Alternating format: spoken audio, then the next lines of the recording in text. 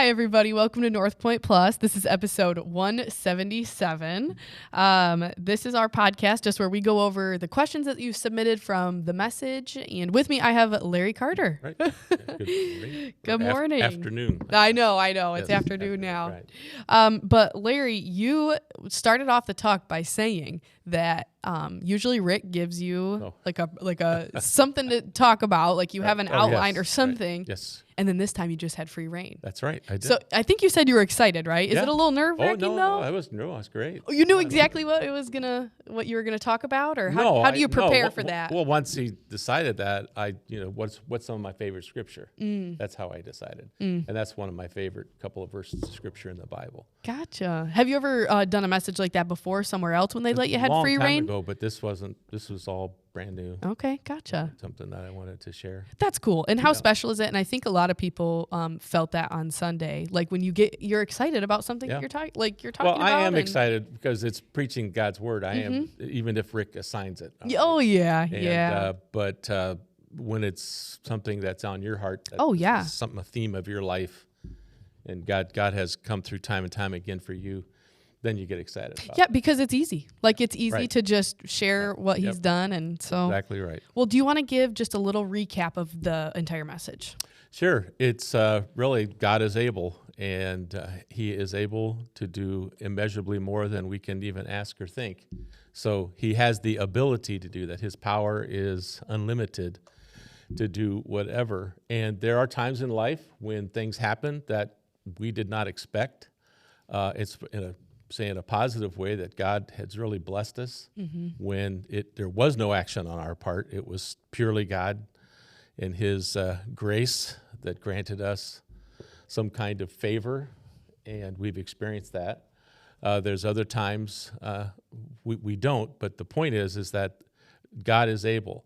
The second part of that is for years, Judy and I, when I gave the illustration of our marriage, we're trying to figure out how we can help change each other or how to make our marriage better based upon our ideas and our ability. And finally, we realized it's beyond our capability. So we surrendered to God. And there was no plan in place. It was simply, God, we're giving this to you. And so, yes, there's action on our part that's necessary, and the action on our part is surrendering. And so we depended then on the ableness of God, and then God, through his working and his Holy Spirit, was able to do that. And I don't know how much you heard of the other messages we just came off of with dealing with money and stuff like that. Yes. But something that was a common theme between the messages, even though like you could have, it wasn't supposed to tie together, but just it's like that control. Yeah, true. Is controlling That's of you like we can do this. Yeah, it's like really no. Right. We tried it our way. Right. That's right. And it's God is able, not we're able. Right. God is able to do immeasurably more than we ask or think. So he is able to do that, so we need to depend on him. So that's really the point. I highlighted our marriage in the message simply because that was a huge thing in our life. Yeah. And making that right and keeping us together. Yeah. So, and important. you told a funny story at the beginning about how our wedding. Funny now, where you accidentally were tripping up on your beautiful bride's veil. We were both 21, so okay. I was still in college, so we were still working that. So, and still immature, and my brothers were not helpful at all. It was so funny. You were telling it so well. I could just picture it going down in my head. And my husband's laughing. And I was just like, oh my gosh. That was bad. It's crazy. My wife is so detailed in everything. It's just like, I think I've shared before, like 6 months before Christmas, she starts planning to pull off the perfect Christmas. So you can imagine for the wedding, even though she was only 21, she's very much like when we were in college together. If there's like a paper due in 6 weeks, she did it the first night. Oh, my goodness. That's my wife. Yeah. And so for me to do what I did at the wedding, in her home church, in front of all her people. So does she, do you warn her, hey, I think I'm going to talk about this in the message, or do you just say it? I just say it. Really? You didn't even ask her? No. Oh my goodness. I just. Was she there on Sunday? Oh, yeah. Was she sitting like wide-eyed? No, like, oh my goodness? she just said, that was a great message, Larry. Oh, okay, good. Okay, good. No, I wasn't our I guess is after all these years of marriage and ministry, and it's just, I don't know why it would be helpful not to be open and transparent about your life. Yeah. Because otherwise you're a phony. Mm-hmm. And so she knows I've been that since I started preaching at age 23. Mm-hmm. So I've always been this way. Mm-hmm. And so she knows that. Yeah. And so what She goes on, expects it. goes on. And But that's refreshing though, because think of how many times people are like, think about people preaching and they're just like, oh, well, you're just so perfect. No, I promise you I'm not. That's not true. Right? Like, so that's not true. Right. It's a good thing. But so we had one question submitted. Where is the line between God's ableness and human responsibility? I can want a job, pray about a job, but if I don't put in the application, I can't expect the job to fall into my lap. I can't want a broken marriage to be mended, but if both people aren't willing to put in the work, it can still be broken or fall into divorce. Yeah, it'd be nice if there was a line that we can define. Here's the line, and so if I do this, then God, you're going to do that. There is no line. No, there is no such thing. But the scripture, I think it's Romans 12 says, if it is possible, as much as it depends on me. All right, so we're to do as much as possible, and as much as depends on me, I need to put myself in a position where then God can act. So I think that's how I look at it, is that we need to, for Judy and I, as much depends on me, is coming to realization that we did not have what it took to make our marriage right. There's too much pain, too much hurt, too much whatever going on between us, not surrendering to each other, so that we had to come to that place to say, okay, God, then we're just going to surrender this. And we both agreed that surrender. So to me, it's about, yes, there's actions on our part that's necessary, which is interesting because ever since I've been an adult, I've never applied for a job. Really?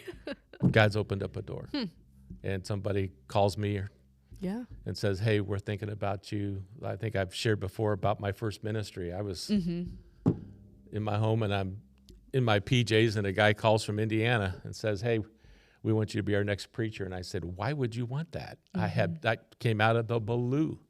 And every time that I wanted to go in this direction, God's opened a door in another direction. Me being a president of a college, I was resigning from the college when the president said, well, I haven't announced it yet, but I'm retiring, and I think you should be the next president. I don't think you've told that before. Yeah, so you were retiring as a teacher?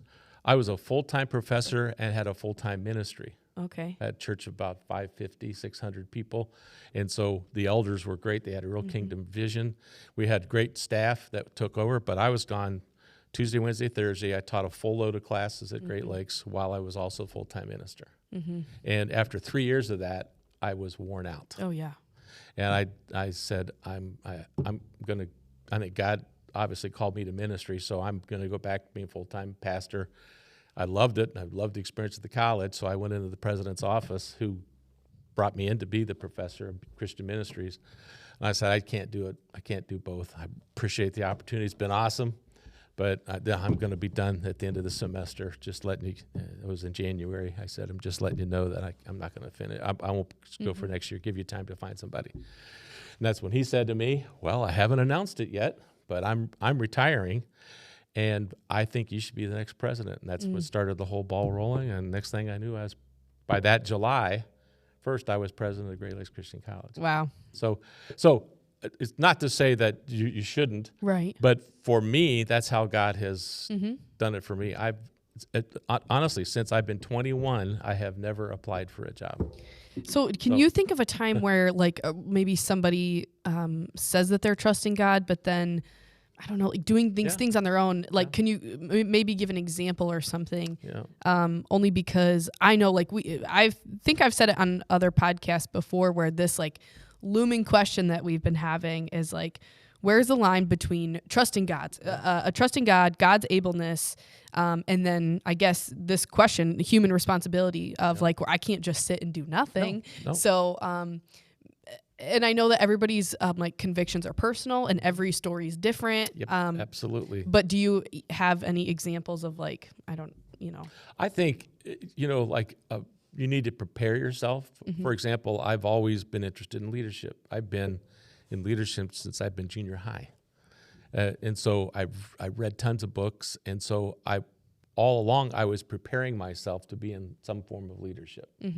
And so I think God honors that commitment to say, okay, I think you are gifted in that way. So so whatever field that you're thinking about going in, to continue to prepare yourself.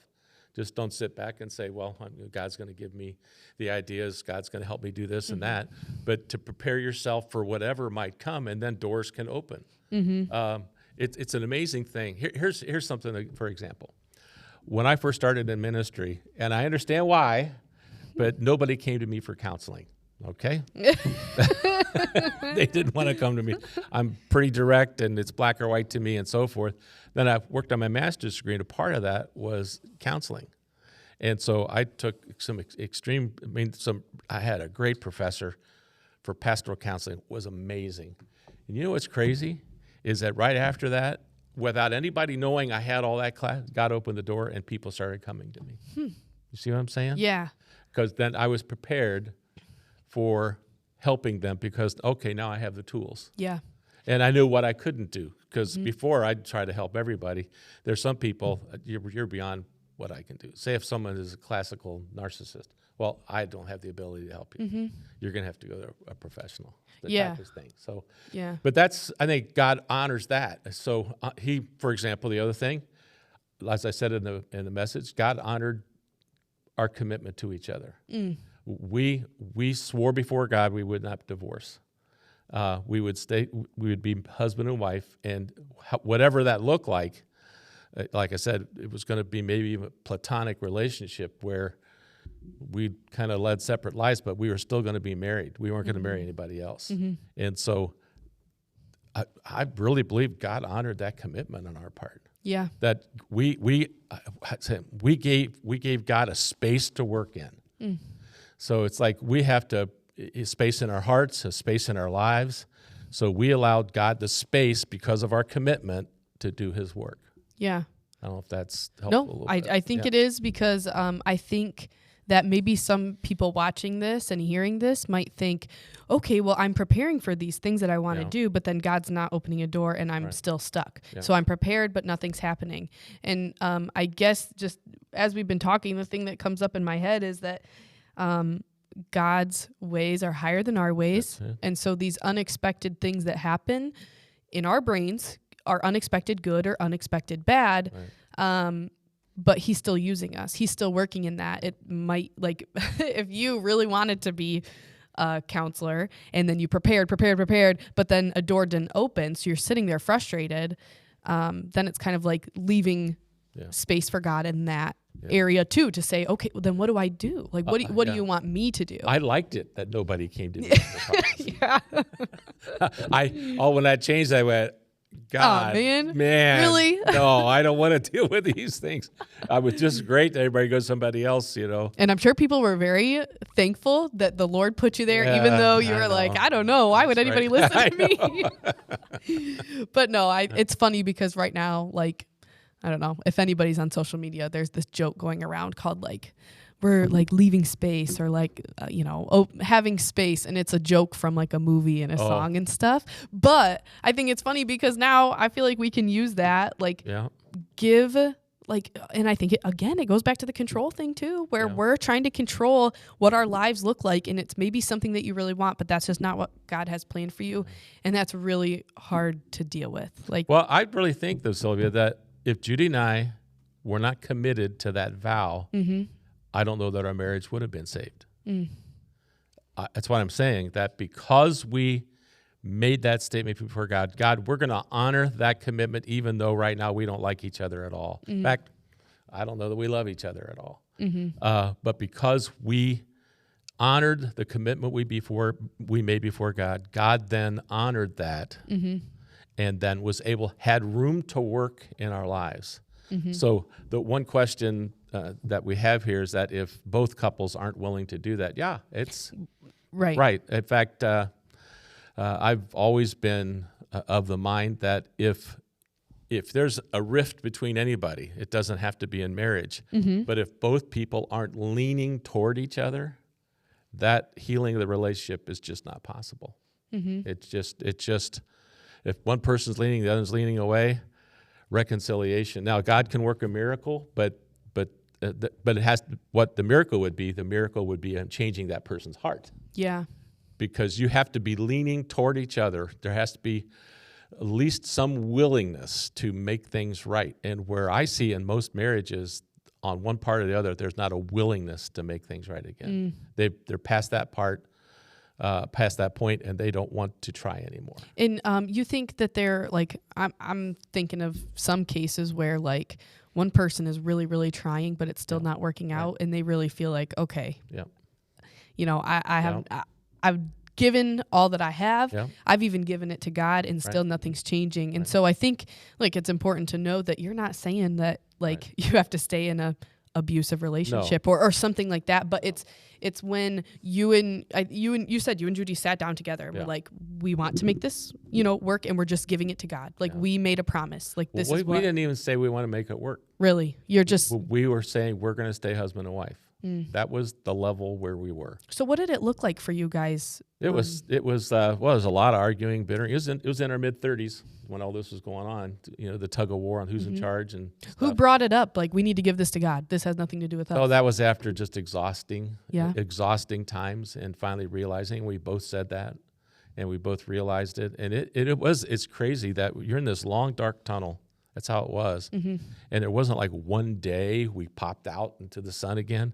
It was like over time, and we stuck together. And in fact, one of our kids that was in the midst of that time, his very sensitive soul really sensed that there was something not right. And it impacted him in a real negative way. The other two were kind of like very independent souls and had their own lives, where the other one was just really more family oriented, could sense the friction and so forth in our family. But it was just, and it was over a long period of time that it's just all of a sudden it was a slow, gradual coming out into the light again. And what did those steps look like? Were you guys praying together? No, we weren't. Really, you just gave it to God? Yeah, we gave it to God. We were not doing anything we weren't counseling. We weren't doing any of that. No. That's interesting. We weren't doing any of that. It was, we were so fed up with each other. And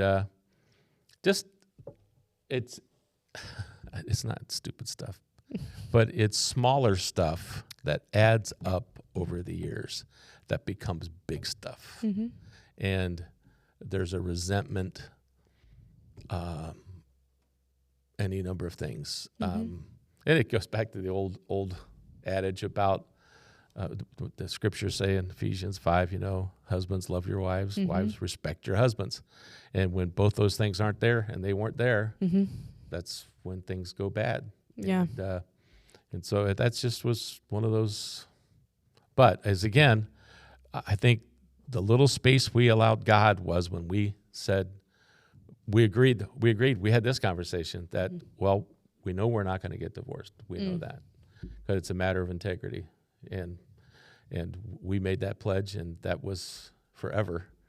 And so however that's going to look like, we're just going to have to figure out some way. Yeah. But that was finally, it was like, well, let's just give this to God. And God worked his way, and there was tense times in the process, but again, okay, we can make this worse or make it better or make it livable or something. And in fact, really what we finally decided was to make it livable is we both live different places. Then we can be friends, I guess. Yeah. Yep. Which is like, just not at all what God wanted for marriage. No. And I'm so glad that you guys really, gave it to God so he could help heal that. And you guys had that ability to say, we're staying together, whether we like it or not. I say it's little things. It's like This little things, disappointments. Like, for example, Judy's dad was Mr. Fix-It. That guy was amazing dude that can fix anything. I'm not that. And so that was a huge disappointment. I came home one day, and early in our marriage, and the washing machine was in, we had a heated garage, it was in the back of the garage, and there was water all over the floor. And so I walk in, and so I said, so I walked in, and I didn't say anything. And Judy said, "Didn't you see that there's water all over the garage floor?" I said, "Oh, yeah. What was that all about?" Because I'm thinking about the church and ministry. Oh, yeah, I'm not thinking about. And she goes, "The washing machine's broken." And I said, "Why didn't you call the repairman?" She goes, "Because it's your job." All right. See, that's what I'm saying. Yeah. And you add those things up over a lifetime, irritations and expectations. And, unmet expectations. And it just like, then it becomes something huge. And it's just like, how can we ever get over this? It's just. Well, and how funny that we have, I think if we really look into ourselves, we have that for God too, where he's not meeting our expectations. Yeah. Who are we to tell him what to do? And I forgot, or if you don't remember, I've said a couple times, I'm reading through my whole Bible right now, and I'm in the Old Testament, and I'm in Job. Oh, wow. Yeah. Kind of stuck in it. I'm not going to lie. It's not my favorite book it's not mine to either. crack open to read. Nope. Lots of good stuff. It is. But like kind of a little bit of a downer right now. But to me, there's just so many unanswered questions. Yeah. There's no answers. But what Job says to his wife when he's like, am I supposed to just accept all the good and then not take the bad, even though God is refining me and changing me into the person that he wants me to be? Yeah, right. I think that that's maybe something to hold on to. And absolutely. I forgot what you I think you preached like at the New Year, right? Or like, was it the first Sunday? And I told you I was picking out a verse for the year. That's what I wanted to do. So I found one. I just flipped through the Old Testament. It's Joshua 23:14, and I try to say it every day, and it's my verse for the year. But it's just when Joshua, I'm pretty sure he's like dying and he's passing on the torch. Yeah, right. And he's saying like, you know with all your heart and your soul that God is faithful and that all of his promises are like have been fulfilled, and like not one has failed. It will be fulfilled. And I think that those are the the hope that we can hang on to when we feel like we're stuck and we're like, we don't even know what to do. Well, God is faithful. You don't have to do anything. Give it to him. That's right. And so even with the question, like, where's that line? We still, it's almost like, first of all, I'd say pray about it, because you know the things to do. In my life, I know that when I'm obsessing about something and I'm looking at it over and over again as if I've missed something, even though I've looked at it a million times, I'm not really being at peace, and I'm not really trusting. And so I think that's where it becomes personal for everybody, is like, you kind of know, so. But is there anything else, Larry, that you wanted to add that you didn't get to, or has anything come up that? Well, I know that when I'm preaching that there's always exceptions to the rule or exceptions, but when you hear of the divorce rate in the country, I don't think that all of those divorces are because of irreconcilable differences. I think it's because they fell in love with somebody else, or job became more important, or any number of different things. And so I was speaking mainly to the majority of marriages that disintegrate, not because there's, say, a mental illness involved or abuse involved and so forth. And so I can overstate it, because there are people that are faced with abuse situations or any number of things. And the Bible even says that if there's infidelity, that's you can divorce for that and feel like you're not being anti-God. And so when I speak, I could add, when I'm preaching, add a caveat, but to me it like takes away from what I'm trying to say. Yeah. And so I'm hoping that people in the audience that say, well, what about this, and then figure out for themselves. And so I do not want to cast aspersions on anyone that's had to face a situation of divorce where there's been abuse involved, or mental illness, or any number of things. Yeah. It just I remember when I would do marriage counseling with people, one of the things that I talk about is people who are neurotic, and if you're neurotic, that God can heal anything, but chances are a person who is neurotic will be that way the rest of their lives. And so I said, is there some behaviors that you're seeing now, not just like, he's rude at times and so forth. I'm talking about, is there something at the core that causes you concern about being married to this person? And I give some examples of neuroticism. And I've had a couple of marriages end. Engagements end, and of course the person who's neurotic was very upset with me. But it's like, so I understand that there are situations where, and I'm very much aware of that, and I have, there's no problem with that. But I think that most marriages, I would put it that, I would even say most marriages, that if we surrender to God and seek His will, your marriage can be healed if you want it to, and that's the line. What's your desire? And so that surrender part, that's the line. You just don't sit back and say, okay, God, fix things when you're being lazy about it and not contributing to it. So I think that's all a part of it.